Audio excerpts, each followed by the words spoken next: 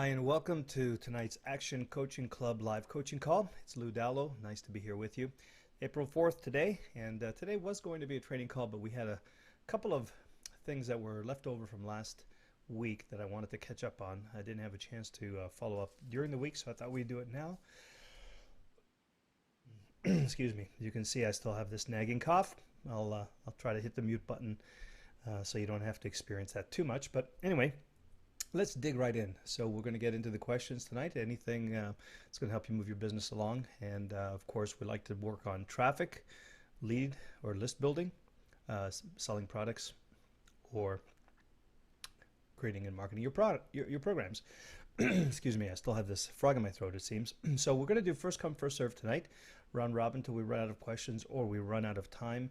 And you can ask your question by typing it in the GoToWebinar questions panel. It should be on your screen, or pressing *2 to request your line be unmuted. Cheryl can't hear me, she says. Are you dialed into the phone conference?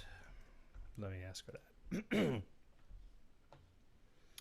And off we go. So I'm going to start with a couple of the questions that were in the mailbox from last week. We're going to go through these first. And then if you have questions, go ahead and raise your hand with a *2 or type them in the GoToWebinar control panel. And then once we get through the mailbox, we'll dig into the live call. So let's start from back here. I think we actually did. Oh, so Guillermo has a follow-up question. Okay. So Guillermo, as I remember, is trying to decide whether he wants to go with an independent music label, or whether he wants to, excuse me, he wants to promote his music independently or go through a label. Could you send me some feedback? So I went through the bonus about identifying, okay, music, focus on the problem that the customer has or result the customer wants. Okay, so, you know, when we're talking about you know, niches, and we're talking about music, it's a little bit different, right? Like, I mean, music doesn't really solve a problem so much as it creates an experience, right? So when we're talking about niching down into something artistic or, you know, musical, whether it be movies or music or theater or whatever, even books, let's assume we're talking about fiction books, not nonfiction books. You know, it's not always about solving a problem. Sometimes it's about a particular style or technique or energy of music. It's about an experience of music. It's about the persona of the artist. And all of these things will relate to and identify your niche, because obviously, for example, a classical audience is a different niche than a blues audience, which is a different niche than a rock and roll audience. And someone who presents themselves, you know, like, look at the difference between Axl Rose, Celine Dion, and Michael Bublé, and Frank Sinatra. You know, these are all different personas. In fact, it's really interesting. One of the most interesting things that I read in the days of the Spice Girls, if you remember that, it was interesting to see behind the scenes in the marketing there how they picked the girls specifically to attract. Every girl would attract a different personality, a different age range, and a different cultural or ethnic diversity of audience. So that's, you know, one of the reasons that they feel they were so successful is because they did the homework. And if you look at all of the Spice Girls, you will begin to identify a different avatar associated with every Spice Girl, and every Spice Girl appeals to a different sub niche in the teen girl audience, as it turns out. So when we're looking at niches, you know, it's not about solving a problem so much, is it really? I mean, I don't buy music to solve a problem. I mean, I do it for entertainment. And what I'm drawn to when I think about niches is the style of music, the persona of the performer, the energy of the experience, things like that. So maybe you have to sort of map some of the niche research that we do here a little bit sideways into this exercise. So let's see what we're talking about here.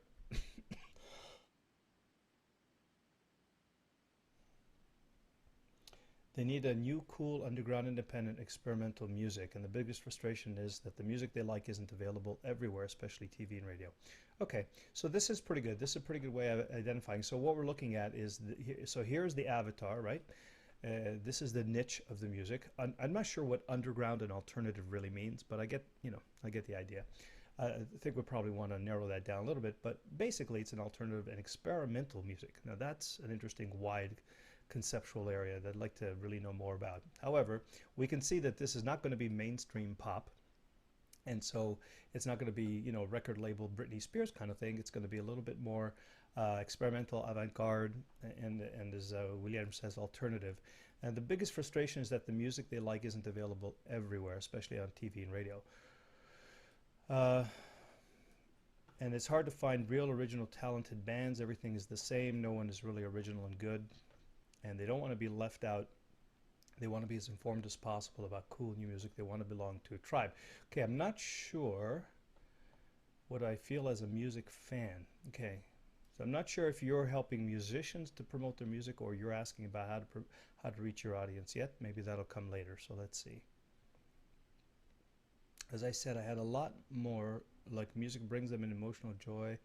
When they go and listen, they often, yeah, I mean, I think this is true, and it's probably, trying to force fit the idea of niche research. But I think you're on the right track here. But I guess these are the more powerful ones, though I didn't test, and the rest will probably help me create an avatar. All right, so now we're talking about rock music. So alternative, experimental rock music. And independent, non-commercial art, this kind of concerns me. If they're non-commercial, what artist or singer-songwriter? Okay, so now we've moved from the fan to the singer-songwriter. So the problem with this fourth step is I'm not sure how to categorize my own music. Britpop or folk. Also, I want to know the emotional hot button. Usually Emotional Drive is the name of the band. The Beatles has much more impact than Britpop, doesn't it? Okay, so I don't really know what your question is here, other than maybe want some feedback on choosing and narrowing an niche. Okay, so I'm assuming based on this that what you're trying to do is identify how you want to present yourself to your audience. And I think you're doing a good job of narrowing it down from music to rock music to independent, non-commercial, alternative, experimental rock music. Now, I don't think that you necessarily need to position yourself that way. I think you need to be aware that that's how you're presenting yourself, and that everything that you do in terms of the music you create, in terms of the way you design your web pages, your cover art, and the way you dress, and the way you show up on stage, the way you comb your hair, cut your hair, all of those things basically should convey the image of an independent, experimental rock musician. And so if you do that,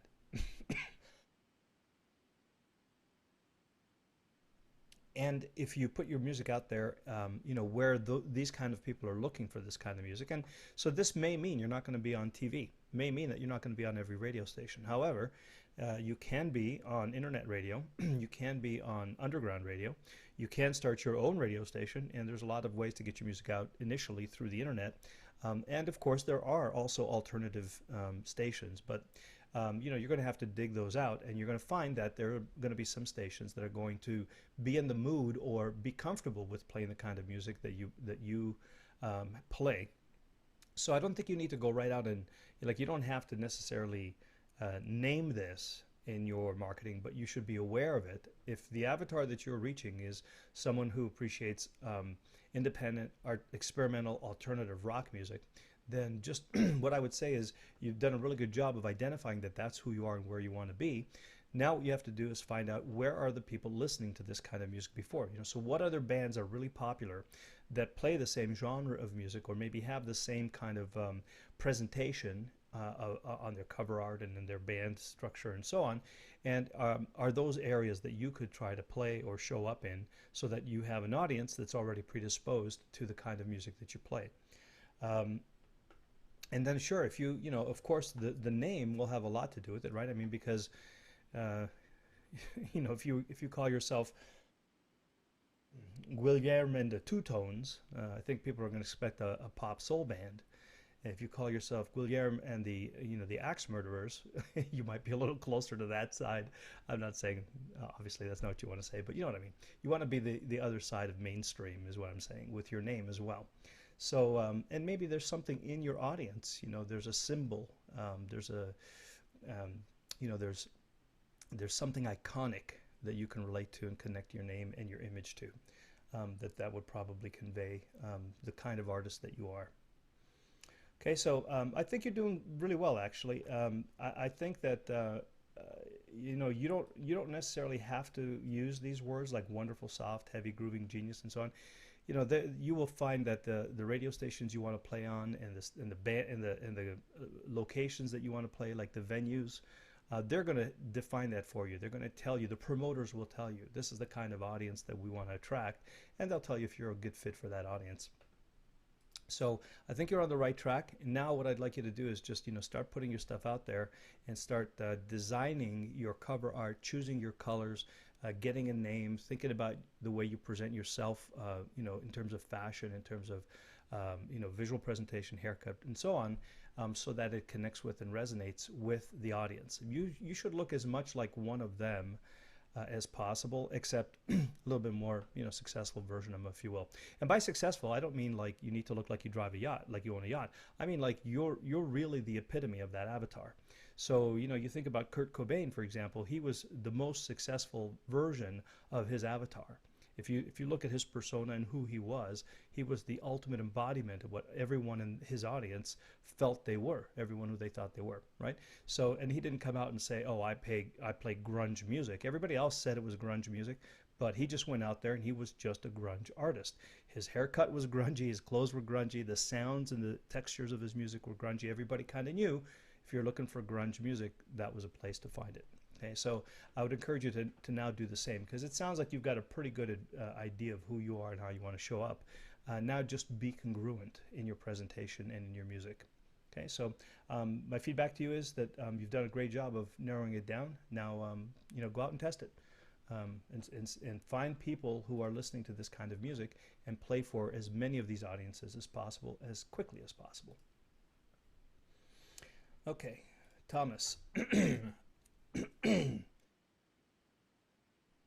I don't know why, but every time I start our calls, I get this thing going on in my throat. It's weird. Okay, hi there. My name is Thomas. I joined Ignition Coaching Club last year, and I was pretty much MIA throughout the entire thing. ICC become another subscription. I did nothing with it, blah, blah, blah. Okay, this is for support, I think. My question is, how do I prevent from falling off the wagon again, so as to speak, or to get... Oh, okay, my biggest challenge lies in actually utilizing the training that I paid. Due to my schedule, I know I'm going to have to listen to the replay of the trainings. I know I'm behind right now. Where do I begin? Okay, so Thomas, this is a really great question, and I like it a lot because it seems to me that it's the kind of thing that a lot of us in this kind of internet marketing world fall into. We become sort of part of the a cog in the wheel of the machine that is internet marketing. And my approach to this is a little bit different in the sense that when I started out, what I did was I didn't take any courses unless I knew that they were going to create income for me, and I specifically didn't buy product unless I intended to implement it. And so what I would literally do is I would have a little fund, money fund, and as I was making money, I would throw 10 or 15% into my education fund. But my education fund was really my marketing fund, because I didn't actually take a course unless I was ready to implement it. So I put myself in a very strict budget, and I intentionally did not allow myself to buy more stuff until I implemented the stuff that I paid for. Now, you're going to say, yeah, but what's that got to do with my focus and me falling off the wagon? Well, it's because the more we learn, the less we earn. And I don't mean that to say that the less you know, the less you earn. I mean, the more you are in the process of learning and engaged in the activity of learning, the less you are actively engaged in the activity of earning, right? Because you can only be doing one thing at a time. So unless you're outsourcing and have a team doing that stuff for you, you're either learning stuff or you're using it to earn you money. Now, here's the thing. You cannot possibly learn everything that there is to learn And it's kind of like the way I look at it is that this is a library. It's not about listening to every single recording, and it's not about attending every single call. Except the live coaching calls, I encourage you to do that because that's about implementation and helping you to get things done. But from a training point of view, I look at it kind of like the library. When I go to the library, I don't go into the library with the intention that I'm going to read every book that's in the library before I go out and do something. What I do is I wait until I have a need. All right, let's say, for example, I used this example before, like my bicycle tire is flat, and I don't know how to, fix a bicycle tire, but I know that I have to fix it, so I go to the library and go to the section where they have the books about fixing, bicycle tires, and browse through, pick the one or two books that look like they're going to help me the most. I read them, I fix my bicycle tire, and I return the books. Now, I'm okay with the fact that I haven't read every book in the library, but what I know is that I have an immediate need to fix that bicycle tire, and I need to know how to do that, and that's what I do. So my encouragement to you is to do sort of experientially applied learning, so don't buy stuff until you're ready to implement it, right? Especially if it's like, look, I know everybody's selling $2,000 courses these days, and a lot of them are good if you use them, but I can't even tell you the number of people I talk to who say, well, I've spent $40,000 in training, I've got nothing to show for it. And I say, well, great. Well, so tell me, when did you take this training? Well, month one, they paid $2,000 for this, month two, $2,000 for that, month three, $2,000 for that. I said, well, so when did you actually implement anything from the course? So, well, I didn't get a chance to, because as soon as one course was over, the next one, and I needed the next one before I could get started, right? Well, that's a trap that we can fall into. So you want to be really careful about that. Not that there's anything wrong with those products. Some of them are excellent, and some of them, when you put them into action, are extremely valuable and can be very productive for you and profitable, but not if not if you just learn them and never apply them. So my approach is actually to apply, like get my opt-in page up. Figure, okay, now I need an opt-in incentive. So okay, I'm going to use an ebook. Great. So now what I do is I go and buy stuff that teaches me how to produce that ebook. Then I go on. Now I have an opt-in page and an ebook. Now I got to figure out how to get traffic there. Okay. Now I go and buy stuff that teaches me how to get traffic, and I pick my favorite traffic model, and I focus on it until it produces results. And when I get traffic and I'm building a list, I've got opt-in incentives. And then I'm going, oh, I got it. Now I have to, sell them something. And so then I look at product creation and marketing and email marketing, right? And then I go buy products for that and I employ. So it's really, to me, it's about, number one, you don't become overwhelmed, right? Number two, if you don't, I'm sure you've had this experience. If you don't actually use what you just learned, the chances of you learning it diminish exponentially with every week that goes by. So in order for your brain to say to itself, yes, I've got to remember this, you've got to have it, you've got to teach it to do it. Because if you just learn it and then forget about it, your brain's going, no, I guess that wasn't important, I'll forget about it. And so it won't even serve you as a resource when you need it, because there's so much in your brain that you've forgotten because you haven't implemented it yet that your brain doesn't know when to present it to you as an option when you are implementing it. So learning all that stuff is absolutely pointless, right? But if you follow the action checklist, and that's why we did the action checklist. So my encouragement to you is write out the action checklist and maybe even put it on a spreadsheet and go through it one by one by one. And as you're implementing it in order, then ask yourself, okay, what do I need to learn now to get this done? And learn and focus only on that until you master it. Then you look at the next step. Okay, what do I need to learn now to get it done? And remember, everything is recorded in the library. It's not going anywhere. So you don't have to learn it right now.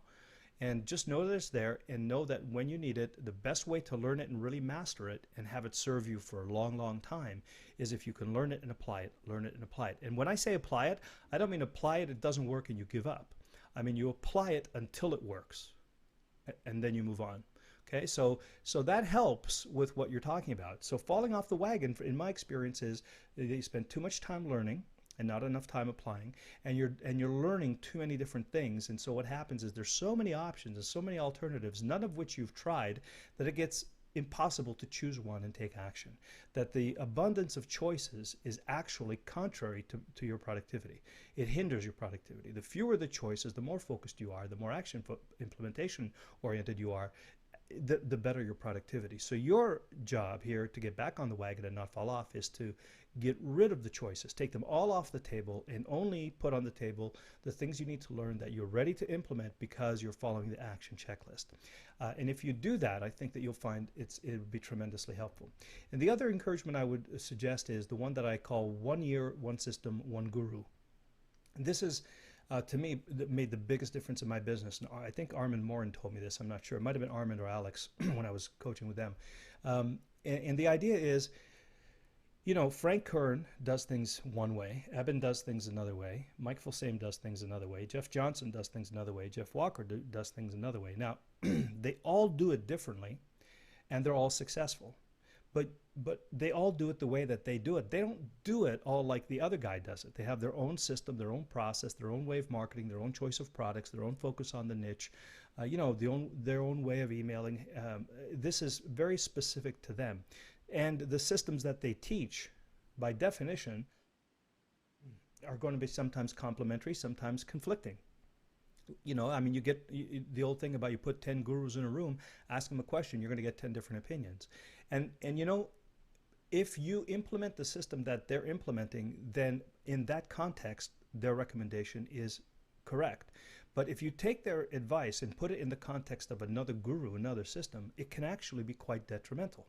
So one of the things that's really painful is to watch people try and implement the way Eben does things, the way Mike does things, the way Frank does things, the way Jeff does things, and they're just not a cohesive, integrated system. So my encouragement to you is give yourself a year to learn the system that we're teaching here. This is Eben's system. Now, Eben's not doing too badly, right? Okay, so if you think that his model is going to work for you and it's one you want to implement, then take a year to master it. And sure, you can learn about how other people are doing things, but as far as implementation is concerned, implement the stuff that you learn here and the way that we teach you to do it here and the way that Eben recommends you do it until and unless a year expires and until and unless you make your first $100,000 or so. Once you've made your first 100, or if you're doing this to go from 100 to a million, then once you've made that million, then you could improvise and bring other systems in or change systems entirely or whatever. But you will find, I believe, and I predict, that if you're using ideas and suggestions from multiple experts, that many times you will find that they will conflict because they are out of context. If you want to follow another guru, by all means, you know, do that if they resonate with you more, but then implement their system, implement the system they're learning. Because here's the other thing that happens. If you took a $47 ebook, you're only going to learn so much. I mean, they can only teach you so much in that $47 ebook. You would be better off then, if you like what's the system that's in the ebook, you would be better off working with that author and saying, I'm going to pay you an extra $2,000 every month to coach me on how to master and implement your system than you would to pay $2,000 for a different guru's course every month. Because then you're deepening your experience, then you're putting the system into action, then you're creating the context through which all of the advice that they give in these trainings can actually work. And you're not just creating a bunch of separate little independent contexts that are not going to support you, and they're not complementary, and they never have the chance to build on each other. Okay, so you know, the mantra is 1 year, 1 system, 1 guru. If you can commit to that, and again, in terms of implementation, right? Because if you want to learn other techniques and strategies, you know, be my guest. I don't necessarily recommend it, but I know that you know, we all want to learn stuff, so that's fine. But keep focused on implementing 1 system from 1 guru for a whole year, and then you'll find yourself in not overwhelmed. You'll be less confused. You'll have fewer options to choose from. You won't feel as paralyzed, and you'll have an entire library to support your action month by month by month. And then you come to these coaching calls, you're going to get the same perspective, the same support, the same context. If you go to multiple coaching calls, you'll just get confused. Now, I'm not saying that the way we do things is the only way. I'm just saying whichever way you choose, make sure that at least for a certain period of time that you focus exclusively on it. It's the only way that you can deepen your learning and develop enough mastery to get the system to work for you so you can see results. And then you can choose whether you want to expand it or move to another one. So give everything a chance to work for you. Don't puddle jump, because there's lots of water in those puddles. And the water's sometimes very deep. Okay, so Thomas, hopefully that helps you, and thanks for the great question, really important one. Ulrika, okay. Great news, we made our first sale. Oh yes, I know, we talked about this last week, it's awesome. The money's already in the account, I love it, but I need help delivering a product. Okay, well we talked about this last year, I'm pretty sure. Let me see. When did this come in? 12 days ago. Yeah. So,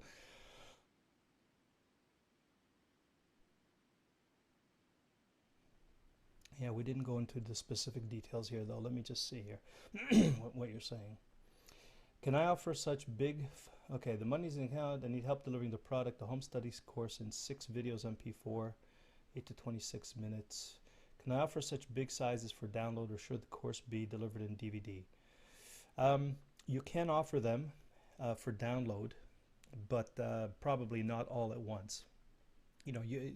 Offering people to download a gigabyte file, might be a little bit cumbersome. So what I would probably do is, each one of these things at 95 megabytes is a quick download. Even 100 megabytes you can do in 5-10 minutes. Not a big deal.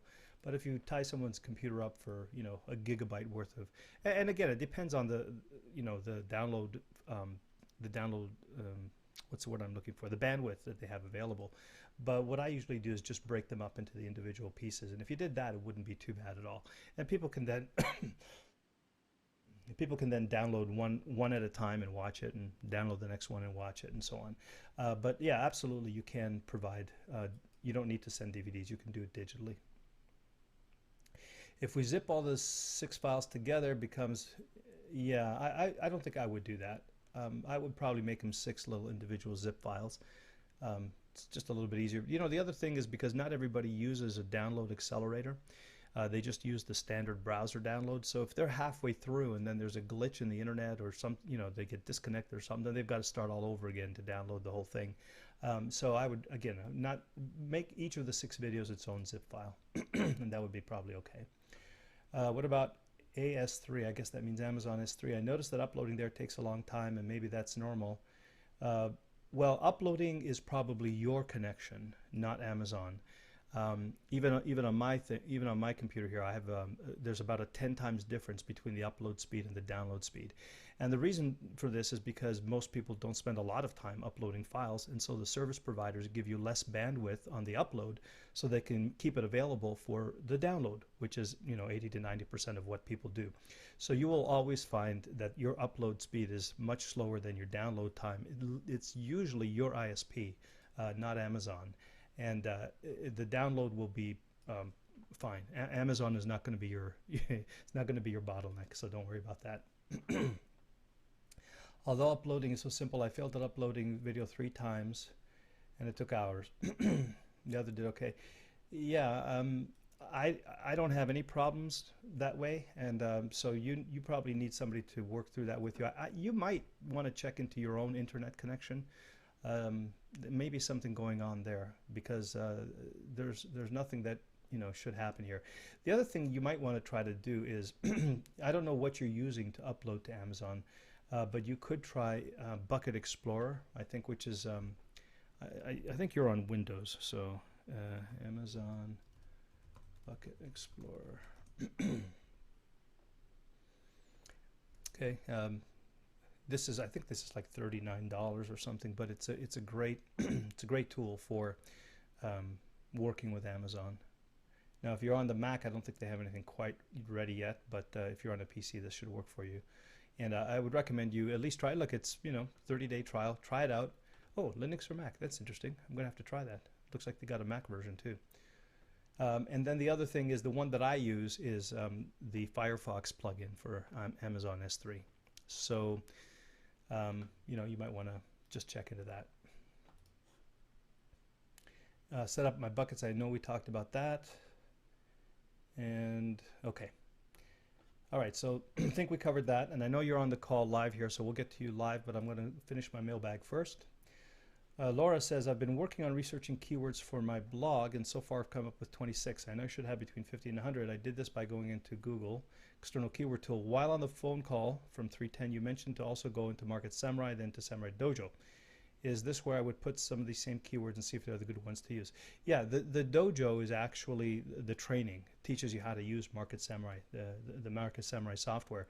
And yeah, I would probably go into Market Samurai as well, because it pulls from multiple databases. Although I don't think, if you're only coming up with 26 here, you probably are not searching as broadly as you could. So use the training in the Samurai to figure out how to do this. The big thing that you probably want to look at is to get lateral keywords. And by lateral keywords, I mean things that are related to the idea, to the main idea, but are not necessarily the same keywords. So in other words, I might say, if I'm looking for an Italian restaurant, I might say spaghetti. I might say, wine. I might say mama's cooking. They're not necessarily the keywords Italian restaurant, but they're peripherally related. They're laterally related, and so you might want to look at that. And the way you want to, you can do that with either Keyword Tool or Market Samurai is just to ask it to look for keywords related to or keyword phrases related to, not just long tail keywords. So I'll give you a perfect, an example here. Keyword Tool.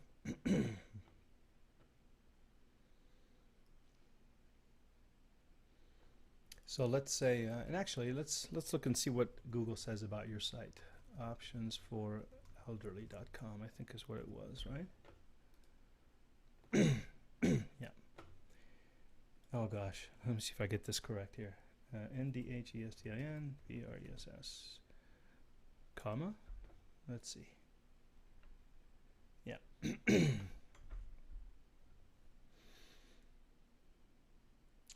Okay, so right away I can see you have a problem here because Google thinks that your site is about domain who is, long-term health care.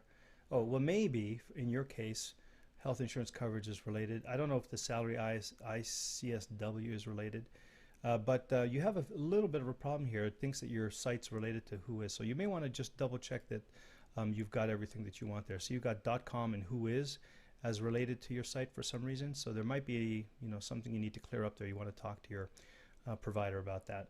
But okay, so nursing home employment, nursing home careers. This is related to your stuff. Convalescent homes. I don't know, again, domain name who is. I don't know why that's there. Registered website names.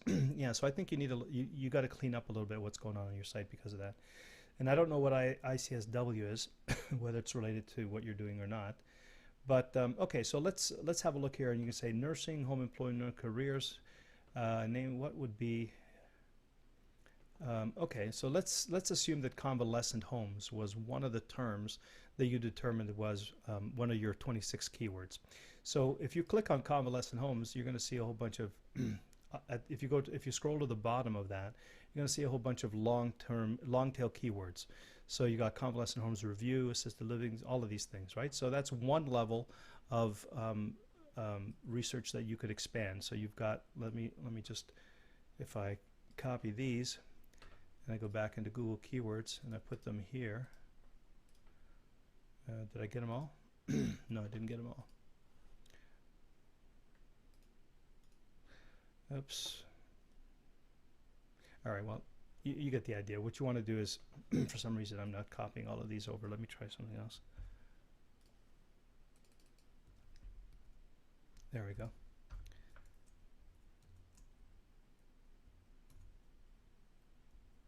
Okay, Chandler, for some reason, it likes these things in Mesa.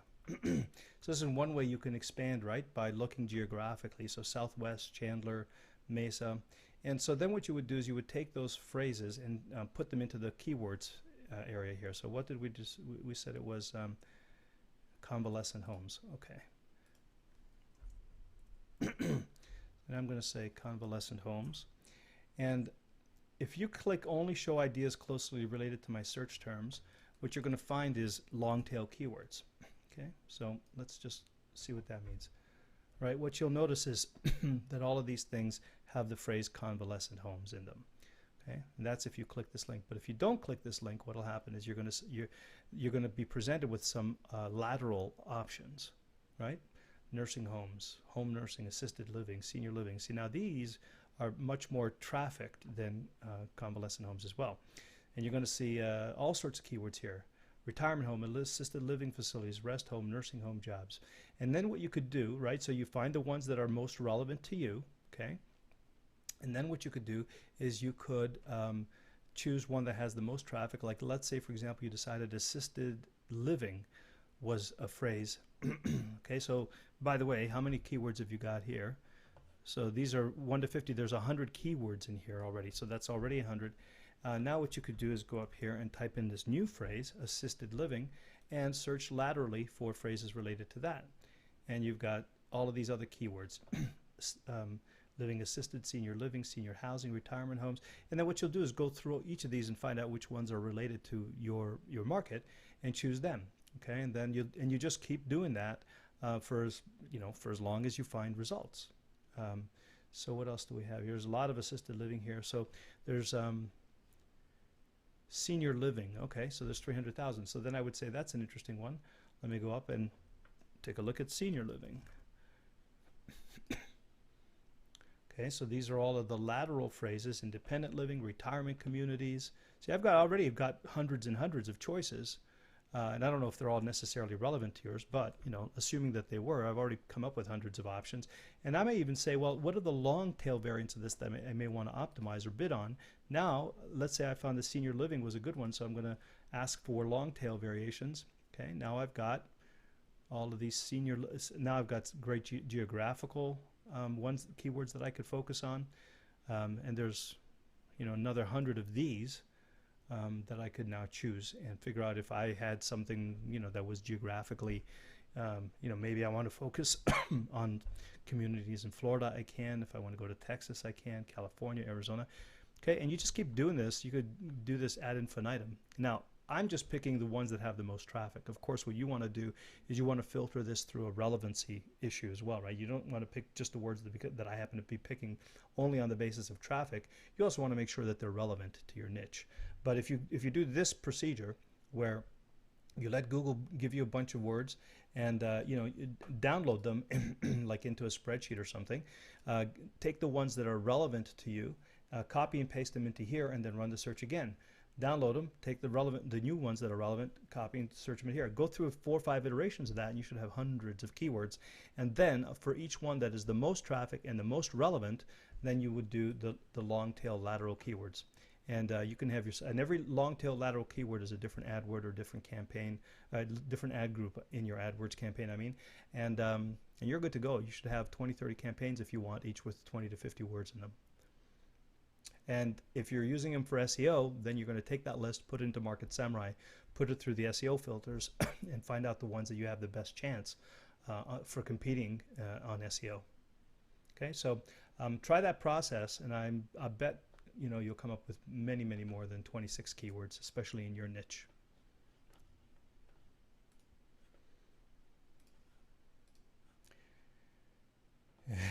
Sensei Bill. Yes, Bill, I did unsubscribe. I unsubscribed from stuff that I don't subscribe to. This is called permission marketing. You're lucky I didn't spam you, buddy, only because I recognized you. Anyway, just kidding. When the economy went down, thousands of martial arts schools, based on the class and teaching them scripting, filming, editing, and posting video classes. I've never built a website.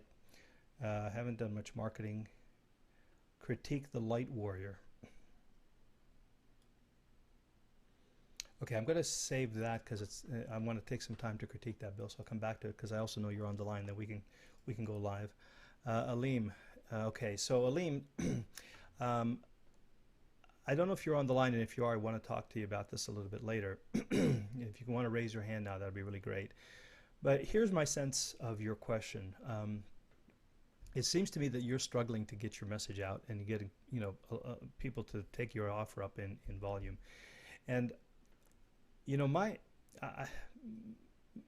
I'm no expert in this field, but what I know about the education market is that it's not necessarily one where kids are looking to spend money to necessarily increase their grades, and there's probably not a lot of them. And so marketing to kids about increasing their grades is probably not a high volume endeavor. So you probably want to reach parents if they're still at the level where they can influence their kids. And then the question is, other than going to school and talking to their teachers, are they actively looking for the kind of stuff that you're offering? I mean, do they know you exist? Are they looking for you online? So especially when they're up at the level of university, like, I don't know these days, but when I was in university, we had a lot of kids who weren't doing that well, but very few of them actually reached out for help beyond their friends and their professors and the people at the school. They didn't really go out to look for ways to improve their learning skills. And I don't know if that's changed or not. Um, I probably, if I had to hazard a guess, I'd probably say no. So I actually think that you have a few challenges here. One, I don't think that the market is actively looking for what you have, even though I think what you have to offer them is really good. I don't think that they're actively looking for it. So you've got to find a way, I think, to get in front of them when they're not looking for it, but you know that they happen to be the perfect audience for you.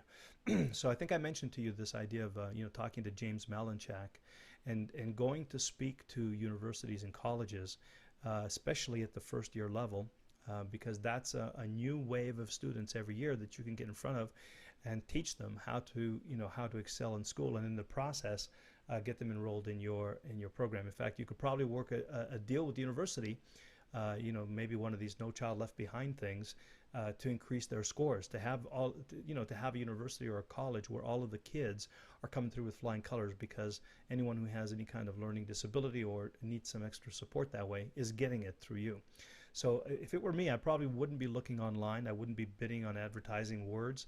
I would be doing either placement advertising, that is putting advertising on websites where people are actively looking to improve their education, or reading articles that help them to do that, or whatnot. You might even consider taking a version of your book and going to CreateSpace and getting a version for the Kindle and for Amazon, not to make money on it, but just to put it into Amazon to find out if it sells. So maybe students are looking at it there. And then probably most of all, what I would do is I would go on a speaking tour of the colleges and universities and get in front of the kids, teach them how they could do real well in school, and do a deal with either the parents or the university administration to put my products and services in as part of their curriculum or their training, or part of some special event, because they have a lot of funds allocated to this. Like for example, you could work it out that you get 100 kids in there and they pay you $5,000 to go speak to those 100 kids, and you include as a gift your course to them. Okay, so the university can pay for you to show up, and you could give away your product. Essentially, you'd be getting $50 a pop for each one of your products. Of course, I mean, you could work that out, choose whatever works for you or not, but it's an interesting way to distribute your product, because I think the main challenge you're going to have here is people probably aren't actively looking in droves for you. I think they're finding other ways to solve this problem, a lot of it related to the people they already have access to.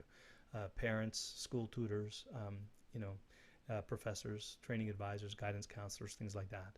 And so I would be looking at how do I work with that infrastructure of the network they're already tapping into, to partner with them and to educate them about what I have, and then offer my products through a partnership with them. I don't think online marketing in this particular market is going to be effective, especially in terms of keyword research. I just don't intuitively feel like the kids are looking for it. And even if they're looking for it, probably not going to spend money on it. So I would take another tack altogether. Okay, I don't know that I would scrap the whole idea yet, because I think there are ways to do it lucratively. I just don't think the way you're doing it, which is marketing to the students and marketing online, is necessarily the most effective way. I would look at the options that I mentioned earlier and see if any of those will work better for you, before I decided to scrap the idea. Okay, hope that helps.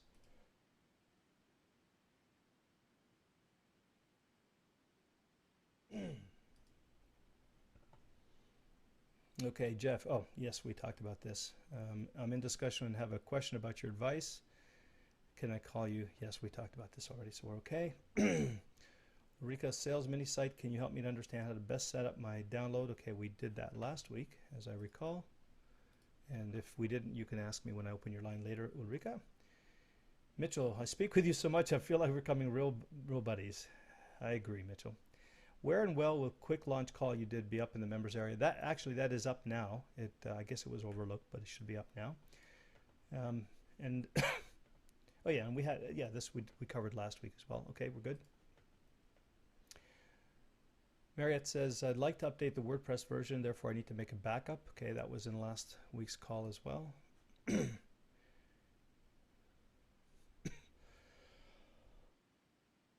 I signed up for WordPress and also subscribe to Thesis Framework. Is there any way to get going with that program? Ours just to set up a basic blog. Yeah, I mean, I'm not, this is always really interesting to me because I get this feedback a lot from people who try thesis, and I'm not really sure why that is because I mean, I installed thesis and kind of out of the box, it was running and it was fine for me. I didn't. I guess I have to ask myself what is it you're trying to do here, right? Um, Now, it's true here, though, you need to have some knowledge in HTML. Not really, but it does help in thesis. What I would recommend is that you don't do a lot of modification to the theme, right? I mean, and this is going to be true whether you're using thesis or anything else. If you're going to modify the theme, you're really kind of getting yourself into, becoming a programmer and a maintenance guy. I wouldn't recommend you do that. So there are some thesis themes. People have thesis themes. You could Google for them. Um, okay, there's a whole community around thesis themes.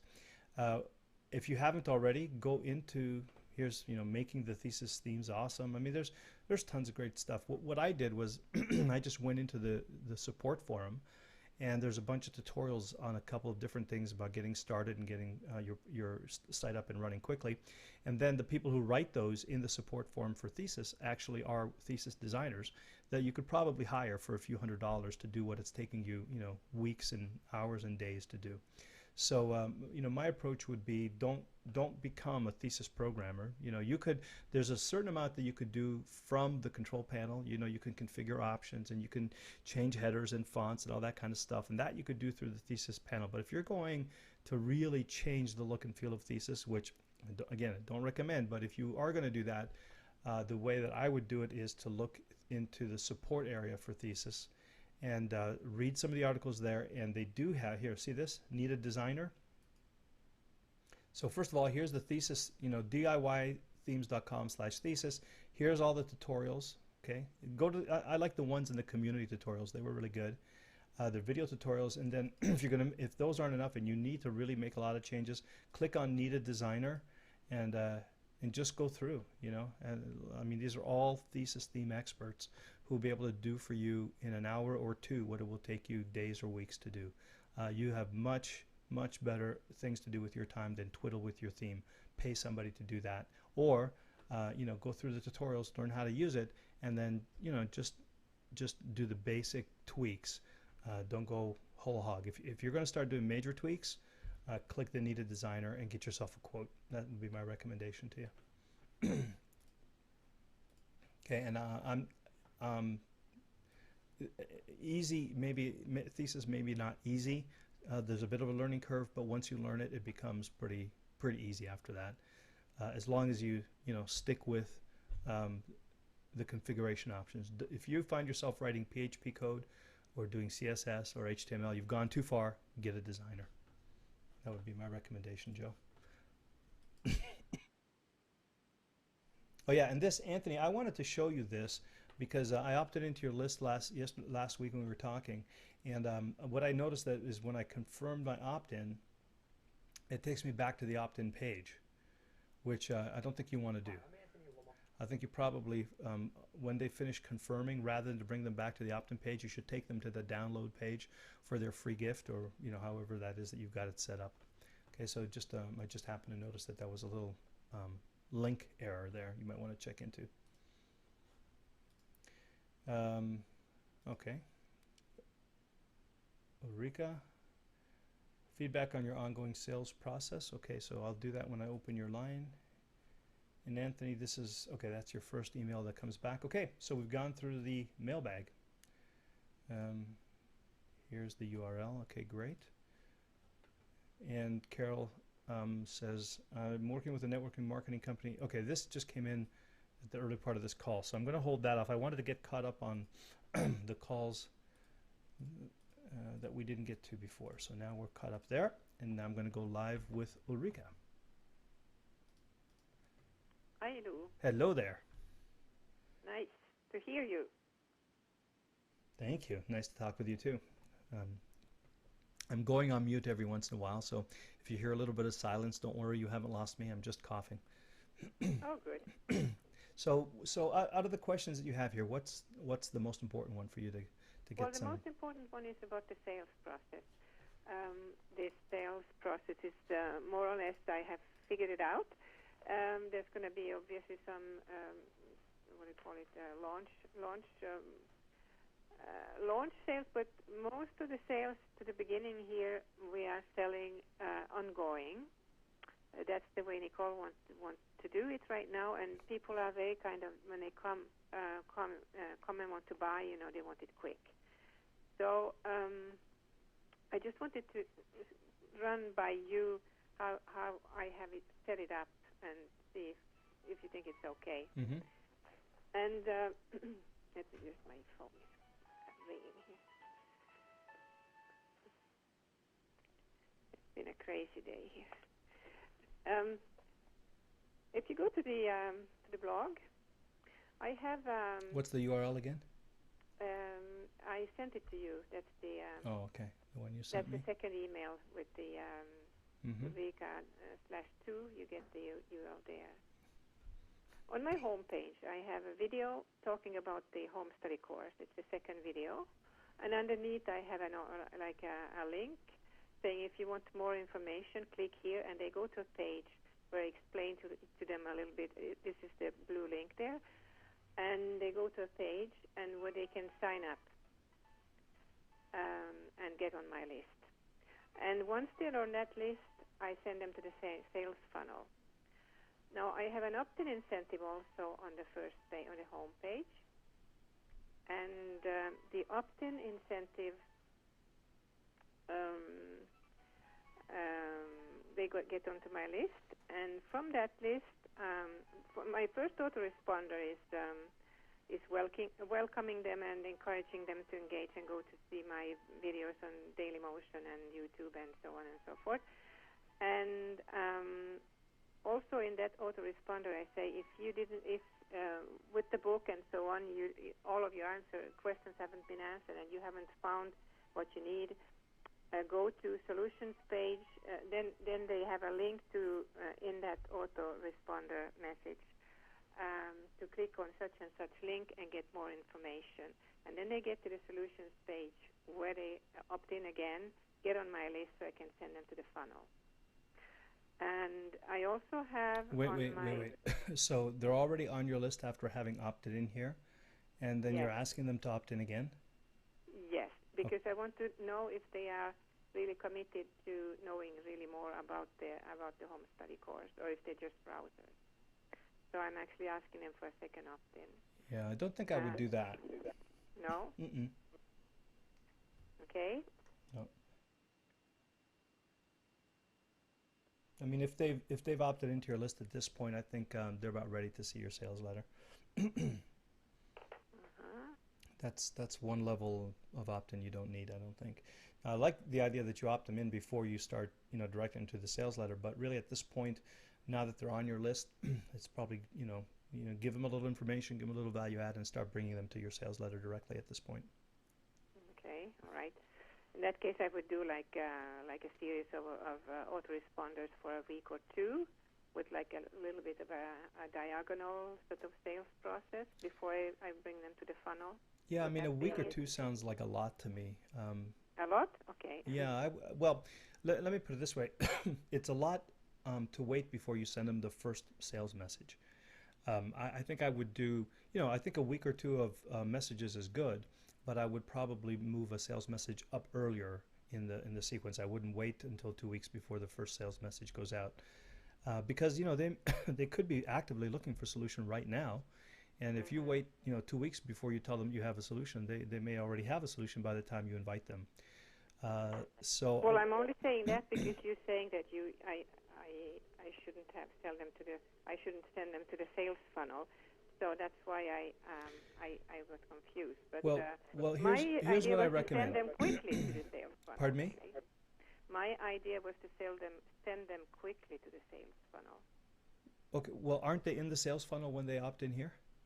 Well, from the opt-in incentive, yes, they are in the sale. They are on the list, but it doesn't mean that they're in the sales funnel. No. Why not? How do they get in the sales funnel? Well, Well, I wanted to have them go through my solutions page where I know that they are like committed for finding more about the solution, the home study course, the home coaching courses. They are not browsers then. Someone who opts in for the book might be just, on any level really of interest. But if they do commit to go and opt in for more information in detail about the home study course, it's like for me, I get the feedback that they are interested, and then I would send them to the sales funnel, which is the sales letter and the PayPal page and so on. Yeah, so I guess my recommendation would be when they opt in here, consider that entering your sales funnel, and Okay. start giving a little bit of information. But at the end of every message, let them know that there's a home study course available, and then by the second or after the second or third message, send a dedicated promotional message for your home study course. Right. So so this is, in my opinion, this is entering them into your sales funnel. Now, your sales funnel is going to be educational in nature as well, but if they're ready to buy now, you want to let them know how to. Now, you don't have to pressure the sale initially. You could emphasize the content and the education, but at the bottom of it, you should say, and by the way, all the content you give them should be, solving one of their problems, giving them a tip, and saying, if you really want to get a handle on this, I've got a full home study course that you might be interested in. Go have a look. So the content should give them some value and create the desire to have the solution, right? It shouldn't just be general education. That's what it does. Yeah. Yeah. So in that case, it becomes very natural to have a link at the bottom of each one of your messages, and then every 3 or 4, I would send one message out that is just about the home study course. Here's the home study course. Here's what it does for you. Here are all the things that, all the benefits of it. Here's the price. Here's the special offer. Go get it now, kind of thing.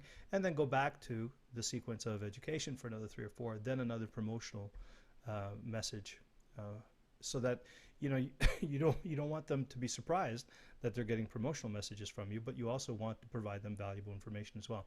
And I would go directly to that process. You just go a little bit too fast for me there. And you said every 3 or 4. You mean every 3 or 4 days? I should say the message. Well, I think what I would do probably is I would send the first 3 or 4 every day, and then the next 3 or 4 every second day. What is it, 3 and 4? Like 3 content, like the first 3 are 90% content with just a 10% mention of the home study course. And the 4th one is a promotional piece just specifically for the home study. And then the next 3 are 90% content, 10% promo. And then the 4th one again is strictly promotional. Okay, you mean the third message, the 4th message, the 5th the 4th message. Well, yeah, it's not exactly precise, depending on. I was wondering if it was the day or what it was, the 3rd or 4th. So it'll be day 1, day 2, day 2, day 3 are 90% content. Day 4 is promotional. Day 6, day 8, day 10 is 90% content. Day 12 is promotional. That's in a webinar that I haven't listened to, I suppose. It seems to be a formula that I don't know about. Yeah, I mentioned it on occasion. I mean, it's not a hard and fast rule or anything, but it's just one that's it's a nice way to mix, the relationship building with the promotional. Right. And I really would not want to wait too long to get them into that, because I feel like if they're looking for something and they opt in here, that they're pretty qualified. I mean, this is an urgent problem for a lot of them. Our experience is like that too. Yeah, that's exactly what you're saying. Yeah. Mm-hmm. Yeah, so I'd go straight to it. Yeah. So this formula is in a webinar that you did. It may be. It's just one of the tech. We talk about when people opt in for your list, your general list, just to get used. That we don't do it quite as aggressively. But when they're opting in to solve a problem like this, then I normally follow this sequence, so that I know that if they're ready to buy, I give them an option to do it right away every day for the first 4 days. Sometimes I'll even do it for 4, 5, 6, 7 days in a row before I go to the every other day sequence. It's like I said, it's not a hard and fast formula, but that's the rule of thumb. That's where I would normally start. 3 + 1, 3 + 1, and then by that point, if they haven't bought it by then they're on your main list. They're going to get your regular correspondence. I don't typically do stuff for more than a couple of weeks. In terms of the sales message and the autoresponder, because by then they're on my live broadcast list. But I do So want them for 2 weeks to be prompted to buy virtually every other day. so you really actually would send a message every day Mm-hmm. in the beginning. Mm-hmm. All right, that's something I never had thought of doing. It seemed to me very aggressive, but you're probably right. Yeah, but if they really have a problem that they want to solve, Yeah, they it's do, aggressively and helping usually them, right? they are like they want to get it quick, and so Yeah, yeah. when I'm sick, I love it when my doctor calls me back every day. I don't want to wait 3 days for him to call me back, No. you know? Mm, So if they're qualified and they're ready, and this is the person you want to design your sales funnels for the people who are ready and willing to buy. Don't yeah. design them for the people that maybe later want to buy, because then you lose the ones that are ready to buy. Yeah. So focus on the ones that are ready, and the other ones, some may unsubscribe, some may stay on, doesn't matter.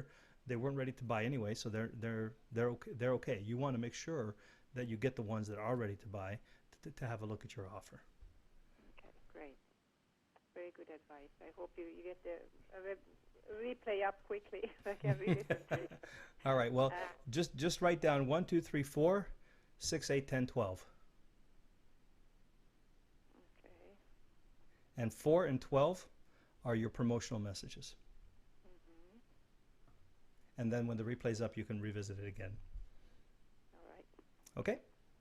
And then last thing I also have on the home page up in the navigation bar, I have a boutique page where you go and the home study course is there. There's a book there, and there's consultations. 3 things that that they have a chance to buy. And from that boutique from the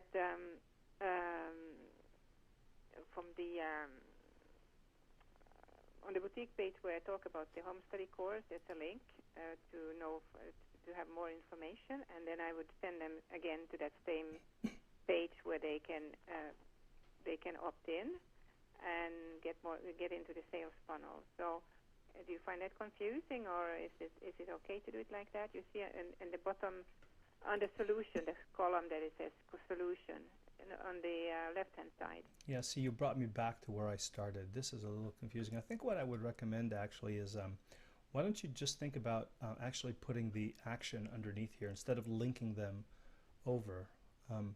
Like this is good, right? You have the consultation. Go ahead and do your thing. Why not just have them opt in right here? Because if I was just on your home page, and then I go, okay, I'm going to click the boutique link. So I've already seen this, and I haven't done anything about it, right? And I click the boutique. So now I read this, and I go, okay, I want to learn more. And I go, well, wait a minute, I was just here. What am I supposed to do here? No, you click on the wrong place. You should click to the left-hand side. There's a column on the left-hand side that says solution on it. Go back. It says here. It says here if you want to know more, right? No, not that one. No, you're in the middle there, under Livre. You should be under Solution. No, but I'm not. I'm under Livre. Yeah, you shouldn't be there. Well, but you don't tell me where I shouldn't be. I'm your user. I'm your website visitor. No, but the guy who's looking at the solution, he reads French and he knows that the solution pour finir, etc. It's about. Yeah. Okay. It's about his program. So why can't you put this here? Why do I have to click again? Well, I could, yes, sure. That's a good idea. Mm-hmm. Yeah. The fewer the clicks, the less the resistance. The less the resistance, the more likely the action. Yeah, okay. And the same thing here, right? So instead of, click here to learn more, put the actual form here. Let them, why not? Let them go straight from here to the thing that they want. Okay. All right. That was very good feedback. That was very good feedback. Less clicks equals more better. Yeah. Great stuff. Thanks so much. Okay, you're welcome. It's getting pretty active with my list and so on. So yeah, you're doing a great job. This looks really great, Ulrika. That's awesome. Yeah. I'll keep you posted. Thank you looking forward to it. Many more sales to you. All the time you're spending on me. It's my pleasure. All right, speak soon. And let me see who we have up. I see hands up from Calgary. So I'm going to try to open your line next. Who's calling in from Calgary? It's Aline. It's Aline? Aline? Yes. I can barely hear you. Is there anything you can do to come in a little bit louder? How about now? Yeah, stay close to your mic because I can barely hear you. Okay. All right, how can I help? Oh, you gave me some good advice on Oh, I read my Aleem. email earlier. I got you. Aleem. All right. Aline, yeah, with the M. Gotcha, gotcha. Yeah, so you gave me some good advice, and I'm struggling quite a bit because the service that I offer is actually quite good. In fact, better than I thought, and the success rate is very good. I had probably over 95% of my students succeed in school, but the problem is a lot of them don't want to attend the free events, and they don't want to sort of sign up for the free programs that I do that I host for them, and that's kind of where I was having a bit of trouble because I think you nailed it. Is that they're not really interested, and they're probably more interested in enjoying their time at university and kind of enjoying their freedom, and they don't want to pay for anything that's going to help them get better at school. Mm-hmm. Yeah. Yeah, and I bet there's they're probably not actively looking online. I mean, I could think of 1,000 other places that they'd rather be online at Yeah, that time in their yeah. life, right? Yeah, but it's unfortunate because usually what happens is they start looking online usually in their fourth year or if they're on academic probation, and really there's nothing available for them. So that's kind of what I was thinking. If they're on probation, that might be a good target market, but I wasn't too sure about that. Yeah, I mean that's a the very common thing about it's easier to sell cure than it is prevention, right? When they're on Mm, probation, now they're looking for you, and they need some help, and they're probably out there, because they're kind of desperately trying to solve an urgent short-term problem. And so, mm-hmm. more than likely, they'll be receptive, not only receptive to what you have to say, but maybe even actively looking for your kind of stuff. But until they have the problem, it's kind of like when we're out of shape and we're gaining weight. It's not a problem until we get diagnosed with diabetes, and then suddenly, now we're urgently looking for nutritionists and fitness instructors and all that kind of thing.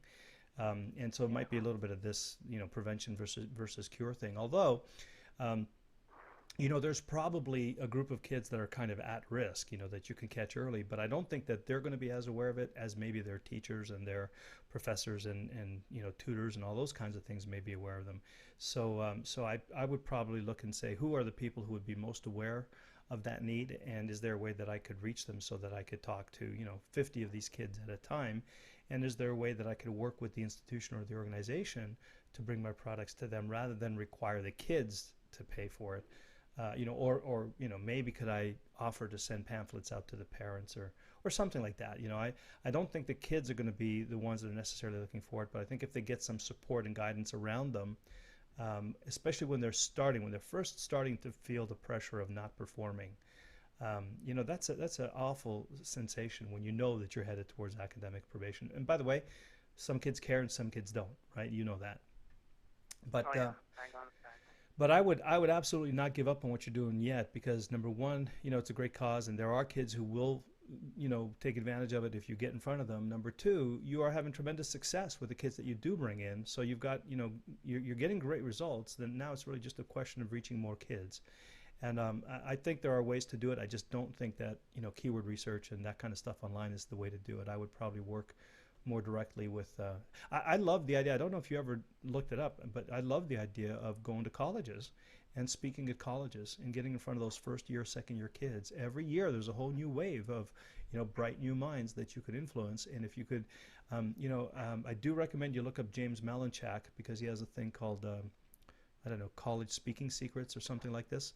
He has an entire Yeah, program. actually, I did take your advice on that. I did call him up and I did send him an email. I just didn't hear back. I just got a lot of recordings about the products that he had for sale, Mm-hmm. but no one ever called me back or anything about that. Oh, okay. Well, maybe because he just started that TV show. That Yeah, what is I it saw called? that show too. Secret Millionaire. Secret Millionaire. I Yeah. think it So was.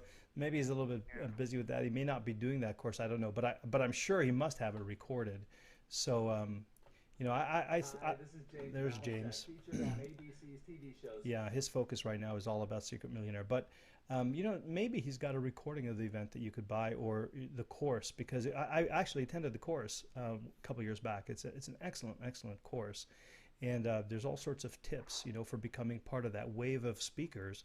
I think there's like, I don't know, $40 million that, these colleges spend every year to bring speakers in. And there's a certain number of categories, that they look for. And certainly what you're talking about fits into a handful of their categories. I'm sure they'd love to have you there. And James will teach you how to structure the deal so that you can actually, for your speaking fee, make your products available to all the kids there. I think that would be an awesome thing for you to look into. So don't give up on him yet. Keep after it. I think there might be something in this for you. So just based on our conversation, do you think it'd be worthwhile kind of narrowing it down to maybe create a site for parents and kind of talk to them about, if their child is having trouble at university, that I could help them out? Or are you kind of thinking that maybe I should just kind of go the physical route versus the online route? Well, creating the site isn't going to drive the traffic. So I think creating a site for parents is okay as a landing page, but you're still faced with the challenge of how do you get your message in front of those people so that they'll come to this website. And I'm just not sure if I don't know. I mean, are the parents of these kids actively looking for these kinds of things online? Well, the thing is, it's very hard for me to tell because I'm not really a techie, so I can't really tell if they're looking for it or not. I tried to go on Google keywords, that Google keyword search tool. I didn't really know how to use it. So I'm kind of running into a little bit of a problem there because I can't really tell if they're looking for my service or not. Yeah. Well, based on your experience from the kids that you did get into your group, how did they come into your group? Well, what I did was I just kind of put up a couple.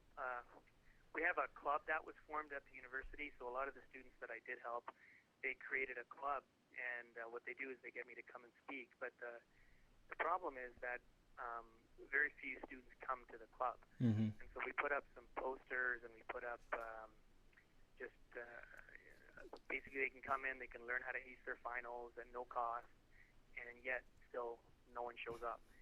So, this is getting to be a little bit of a problem because I'm putting a lot of time and energy, and yet no one's showing up. So this is why I wanted to ask you this question. Yeah. I think for me, I'd spend a lot of time on the phone with school administrators and organizations that cater to these these kinds of situations. I don't think advertising is going to do the trick online. I don't feel like I feel like if you get in front of them and they hear about what you have to offer and they're in dire straits in terms of not making it through their academic career, then you stand a chance of getting them to jump on board. But I don't think that advertising is going to do the trick necessarily. For me, I would probably spend more time talking to and presenting in front of the administrators of the groups that are catering to students. And if you work with someone who's got a college and new group of students come in every year, and there's 5,000 new students. Look, if only 500 of them show up at your event, you're in good shape, right? So you need that kind of leverage. You need that kind of partnership. I don't think you're going to be able to. I just don't see you reaching out on your own to them directly. It seems to me like you've got to be partnering. I've been experiencing that as well. Mm-hmm. I did get an opportunity to teach a course through the continuing education program here at the university, so that might be a good lead-in for me. Yeah, might be. Give it a try, and just do a lot of these events to see if you can find one that really pops for you, and then see if you can multiply that. Yeah, I just don't know the ins and outs of actually. I don't really know who I need to speak at the college and what I need to present to them and all that kind of stuff. Yeah, I wish I was a little bit more expert at it. The only guy I know right now that does that is James. Keep after it. See if you can get a home study version of his course. I know James. I mean, he's probably got it recorded. Whether he's produced it as a product or not, I don't know. But his team must know about that. And don't give up. He's the guy I know that's done the most work in that arena.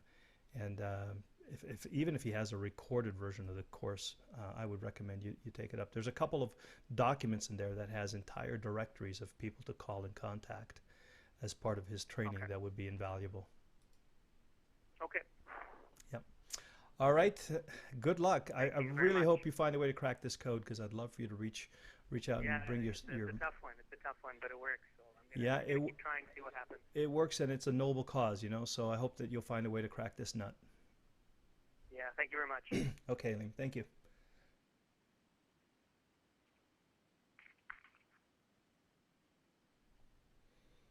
Okay, so no more hands, but lots of questions. All right, let's see what we got here.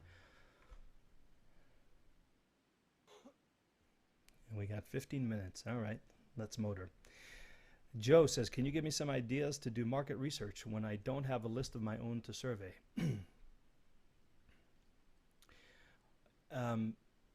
Yes, I can, and I'm wondering if what do we have in the Action Coaching Club here in terms of training? I'm wondering if there's a way that I can just, okay. So here's niche research and testing. Okay, that's one thing you should look up. That'll help you. And the other thing is some of the bonus stuff that Evan's been putting in here is pretty good. Here you go. Identifying, choosing, and narrowing your niche is good. Creating your customer avatar is important. And these are all important steps to what I'm going to lead to in just a second.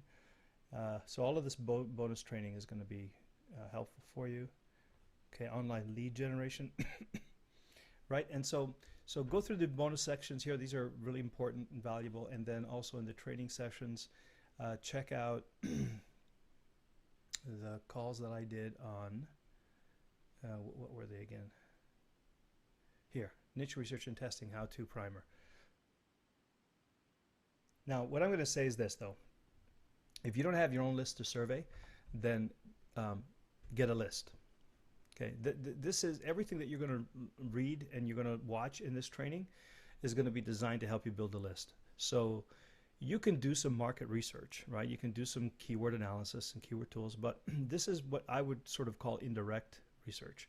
You can get a sense of you know, who's looking for what phrase and so on. And again, if you know, we're not going to do full-on, you know, keyword research training here, I don't think. But if you go to freemarketsamurai.com, you're going to find a tool that I like to use to do keyword research. It's free. You can opt in for it. And then they have, if you follow the links to the dojo, they have great training on how to do keyword research, right? So you follow the Market Samurai, and you know, here you go. Here's a whole thing on how to do keyword research. So what's all this designed to do, though? All this is designed to get people on your list. So the best way I know how, when you don't have a list, is to get a list. Because until and unless you do that, everything is indirect research. It's speculation. It's not, you're not really talking directly to people, so you're not 100% sure. Now, you could do things like you could see which products are selling very well. You could see, you know, who in your market is selling a lot of good stuff. You can look at their sales letters and reverse engineer their avatar and look at their benefits. You can do all that. I mean, that certainly is part of what we covered in the niche research part. But ultimately, the best, you're not concerned about the market, you're concerned about your market. And so when you don't have a list, the best thing I can recommend that you do is create a list. And in order to create that list, you've got to do the keyword research and follow the training that we did in the action about, you know, how to do niche research and testing. Okay, because this is a fairly thorough. I think we did about 90 to 120 minutes on this. It'll cover all the ways that you can do sort of indirect research, right? You can get a sense of what keywords work. You can get a sense of which websites are out there. You can get a sense of what products are selling and for how much and all those kinds of things. But ultimately what that should do is to give you an idea about what opt-in page you want to put up and what offer you want to make. And then forget the free advertising. Don't SEO, don't write articles and all that kind of stuff. Pay for traffic. Okay, that's, and until you get your first 500 people at least, you're not at the point yet where you even need to do a survey, really. I mean, you can, right? But it's not statistically valid. So my recommendation to you is if you don't have a list, put all of your energy into getting that first 500. Because here's the thing, if you think about it, the energy that you have to put into getting a list is going to do what for you? It's going to help you figure out what keywords work. It's going to help you make a headline and get to know your avatar. You're going to get to test a bunch of headlines so you know exactly which ones work and which ones don't. You're going to make offers, so you're going to know exactly what people are willing to give you their email address and not for. So you're going to know your market. You're going to know your needs. You're going to know the headline that works. You're going to know what converts, and you're going to have built a list. Now you're in great shape to be able to do surveys. And I don't recommend you do surveys anyway. Surveys are one way to do things, but I recommend you just invite them into that one-on-one 15-minute call, or preferably, my favorite is hold a webinar or teleseminar once a week. Get them on the calls and ask them, or teach them something, and see how many people show up. So that's the way to do it. If you don't have a list, don't bother, because until it's your list, it's not your market. You can do all the other things, but they should be just starting points to help you build your list. The list, the first 500 to 1,000, Joe, if you focus on that, it'll be like magic. You will get the answers to everything you need to know. The work that it takes to get those first 500 people will answer every question you have about your list. Because if you don't get those first 500 people, you're doing advertising, and they're coming to an opt-in page and they're not opting in, guess what? You know that you got the wrong message. That's very significant market research. By the time you figure out which headlines do work and which traffic methods do work and which keywords are optimized and which websites people do respond to and what offers they value, until you do that, that is probably the best way I know of getting feedback from clients and from prospects, is to offer them stuff and see if they take it. If they do, then that's the greatest survey you can possibly have. And by the way, once they opt in, you can go one level further and then start to sell them stuff. And it could be affiliate products, if not your own. And that's another level. That's an even better way than surveys to find out what your customers really want. Because if they're willing to pay for it, chances are it really is that important to them. So no magic here. Just roll up your sleeves, get the elbow grease out, and do the work to get the first 500. You get the first 500 or 1,000, you'll have answered a lot of questions about who your market is and what they want. So that would be my encouragement to you, Joe. Do the training and work on building the first 500 in your list, and you'll be in great shape. Okay, and then if you want, you can invite them to the one-on-one calls, to teleseminars and webinars, or even send them out a survey.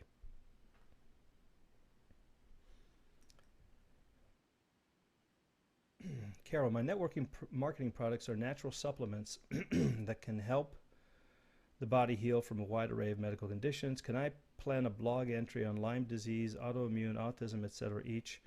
I have some scientific lectures I can transcribe. I would like to be able to approach medical professionals, but they don't respond. Regular folks haven't trusted my expertise, which is why I hope to write well, though I'm not a medical professional. Carol, I don't know what your question is here. The only question I see is, can I plan a blog entry on Lyme disease, autoimmune, etc.? Yes, absolutely you can. You can put a blog entry that is optimized for the keywords that you think your audience is searching for, and you can write as many articles and blog posts on that as you possibly can think of, each one optimized in a different way for those words. And your hope is, of course, that when people are searching for those keyword phrases, that your blog post shows up in the search engine results. If you have scientific lectures and you want to transcribe them, absolutely, great blog content. You can talk them, you can turn them into slides, you can record yourself doing a presentation of them, you can put the audio on, you could transcribe it and just have the text on them, you can do all sorts of things. All of those things are great on your blog, by the way, and you can send them over to YouTube. You can make slideshow presentations of the transcriptions and put them on YouTube, put them on SlideShare, put them on TubeMogul, so they go to all the video portals, put them on the, get a Blog Talk Radio account. So many things you can do with the content that you have and that you will definitely benefit from. Will that attract medical professionals? Probably not. I don't think that, generally speaking, medical professionals are necessarily looking for those things online, but I don't know. It's possible. You're probably going to have to approach them in a different way. But regular folks, yeah, they'll find them. And if they are trusting your expertise, then don't present yourself as the expert. Just put a real content-rich educational website together and blog, and let them evaluate the value of the content. Let it be a repository of information, and give your site an official sounding name, like the American Society of Autoimmune Disease Research or whatever, and put a bunch of seals on them. Get a logo that looks like a seal, a medical seal, and don't put yourself out there up front and center right away. And see if you can build a list, and then put yourself out there as the expert on teleseminars and webinars. So I think I've answered your question, but I'm not 100% sure, but I hope so. And there you go. So yes, blog away, my dear. And again, blogging, SEO, article writing, very slow for the most part in generating traffic. I still would encourage you to look at ways that can generate a volume of traffic quickly with a little bit less work. So if you have any kind of budget for advertising, think about that, Carol. Oh yes, and here's Sensei Bill. So Sensei Bill, if you're on the call, which it looks like you are, raise your hand, and let's have a look at your site. And this might be the last thing we get to do tonight. Hello, Sensei Bill. Hey Lou, how are you? I am doing great. How are you? Doing well, very well. What am I looking for? Light Warrior? Academy.com. Academy.com. All right. Well, good looking site, Bill. Oh, music and everything. Yeah. Love it. Thank you. All right. Is there? You've got a couple of questions here, and you had some in the mailbag. So help me focus on giving you something that you really need to take away. What's the most important thing for you for tonight's call? Right now, I'm trying to get the keywords that are on my site to come up in the Google keyword search tool. Mm-hmm. And what's happening is when I go to Google, put in my website, and say analyze my site, what's coming up is not what's on my pages. Mm.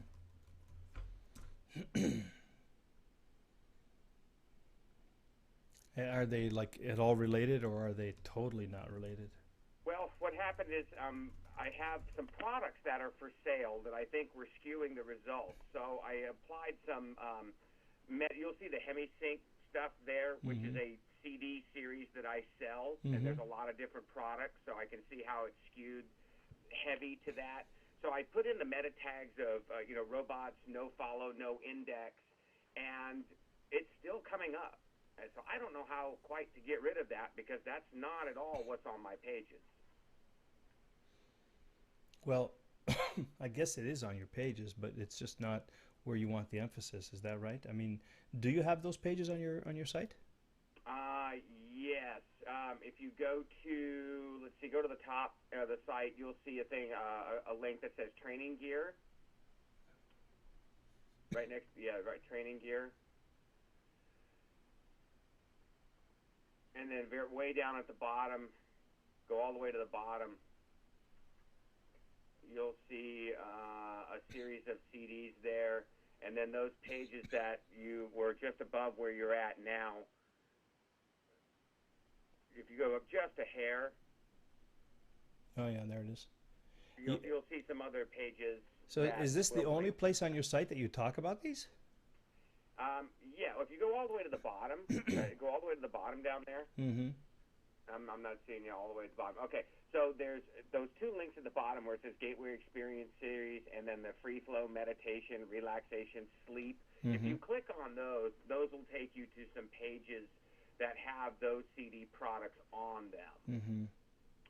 So I went into the meta tags and I applied the robots no follow, no index, which I was under the assumption that would keep Google from looking at those pages, but that doesn't seem to be doing the trick. Well, yeah, because just putting the tags in there doesn't mean that Google's going to come and look at your site again.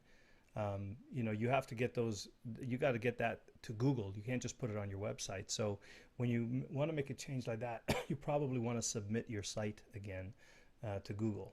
And then it'll speed up. It'll tell Google that something has changed, and it'll come back and scan your site again. And so it probably helps to have a site map.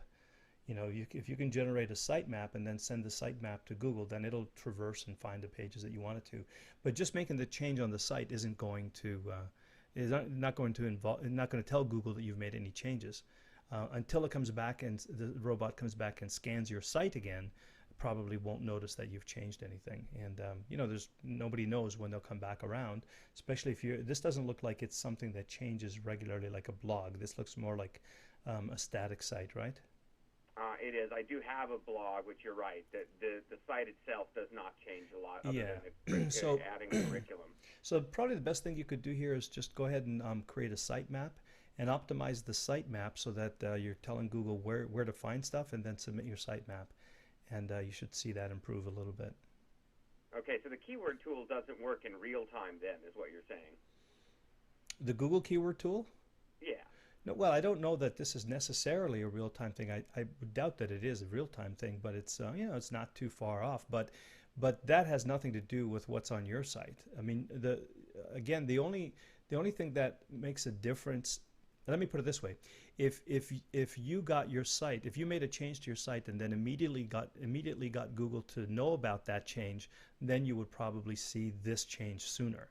The problem is just changing it on your HTML page doesn't tell Google anything. All you've done is change your HTML page. Okay. Right. So you can imagine, like, every time people change their HTML page, you know, you can't just go back and have Google, you know, come surfing around sites every time there's any kind of change made, right? So there's billions of sites on the web, and Google has its own idea of when it's going to, you know, surf around and find which ones. And of course, it pays more attention to the ones that change more regularly and that are, you know, more authority and so on and so forth. So if your site doesn't rank up that high, it may be literally months before Google comes back and visits it. And that's why if you submit your site and submit a sitemap, that's kind of like raising a flag to Google and saying, you know, I don't know when you were planning to come visit, but I made a change you should know about. Come and visit as soon as possible. And then you're more likely to see that happen. Now I understand. I was under the assumption that the keyword tool just looked at the site when you hit the search button, and okay, I get it. Yeah, no, it looks at your site, but it looks at it relative to its index. Okay. So I use Yahoo Stores, and they have a submit feature, so I'll use that. When you say submit the sitemap, is that a different process? Yeah, I mean, if you could do submit URL, do this. Submit sitemap to Google. There's a thing called URL submit, I think, if I remember correctly. Here, it's in Webmaster Tools. I don't know why it wants me to log in, but okay. Okay, so there's site verification is one thing you probably want to do. You know, get your site into the Google Webmaster Tools, and let me submitting a video, sitemap, or maybe it's in here. Yeah, this is talking about video sitemaps.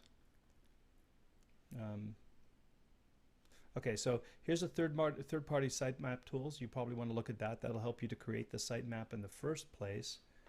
Yahoo has a sitemap tool. I worked with their guys the other day to update my sitemap. Okay, cool. So you can use that same thing. You have an index file with your sitemap, and here, just go into Webmaster Tool Help, look up sitemaps, and it'll tell you all about sitemaps creating, and then there should be one about submitting sitemaps as well. Why can't I think it's just submit URL. Let me just see. Submiturl.com. Okay, no, that's not it. Submit sitemap to Google. Here, submitting a sitemap to Google Webmaster Tool. There you go. There you go. So it's definitely in the Google Help function, and it's Google Sites Help using Google Webmaster Tools. So I just typed this phrase into the search engine: submitting a sitemap to Google Webmaster Tools. Awesome. Okay, and it'll walk you through, and it's really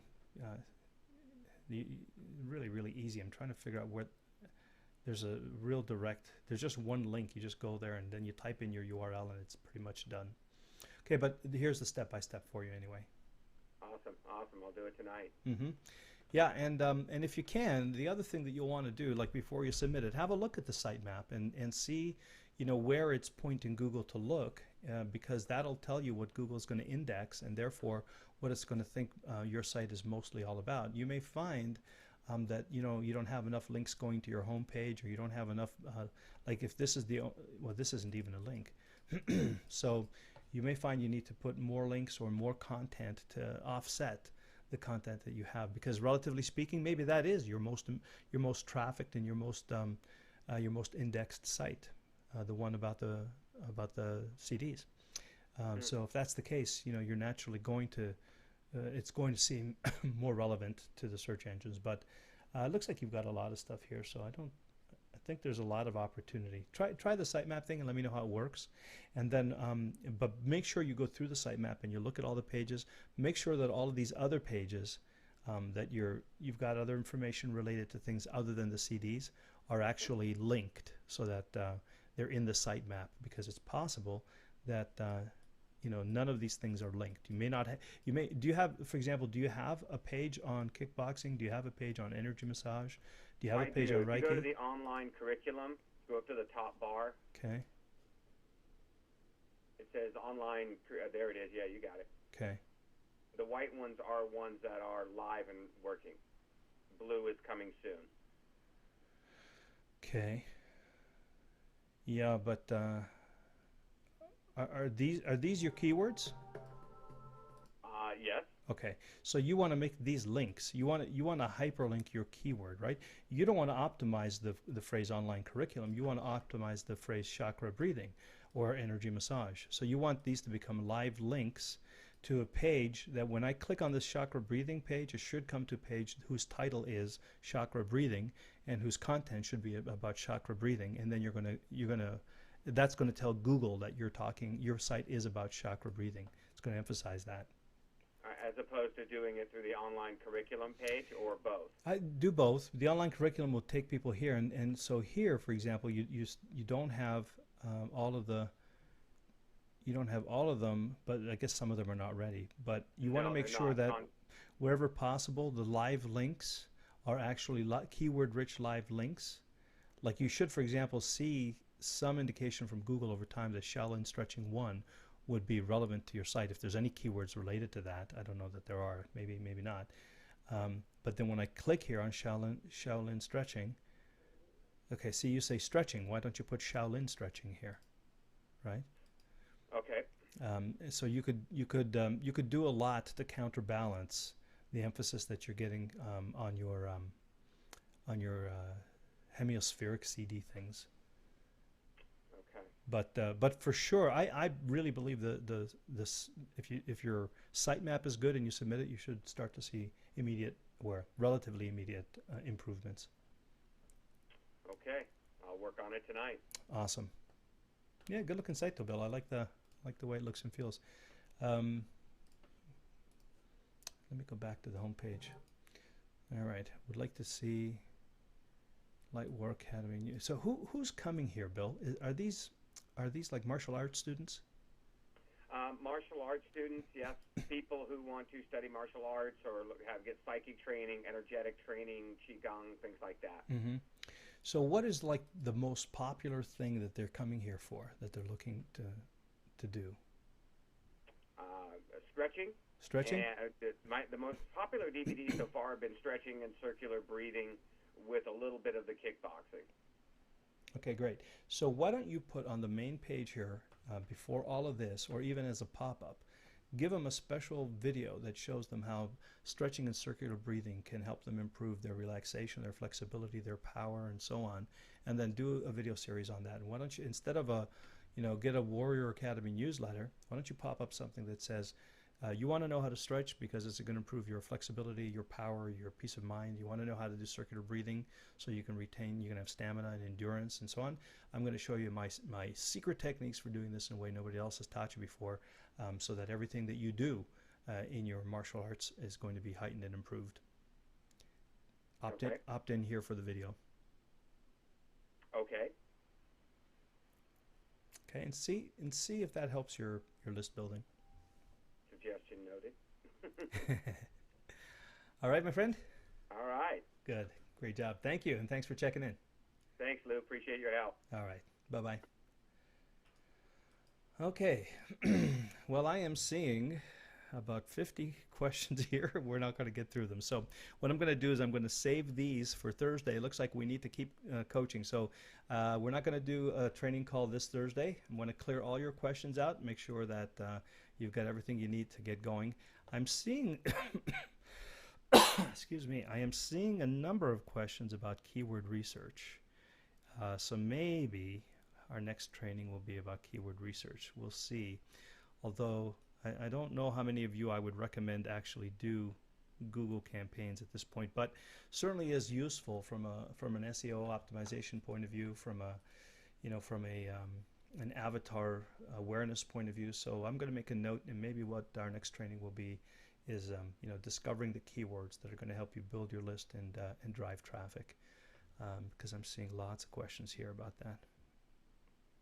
Okay, great. So let's call it a night, and let's continue on Thursday. And if we have something that came up that we didn't get a chance to talk about tonight, send your questions to lou.acc at powerupcoaching.com, and I'm going to put that in your GoToWebinar control panel so you can't misinterpret the spelling or anything like that.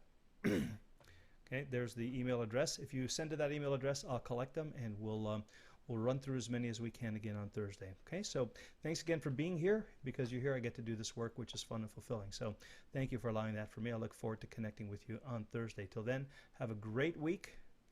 Good night. Namaste.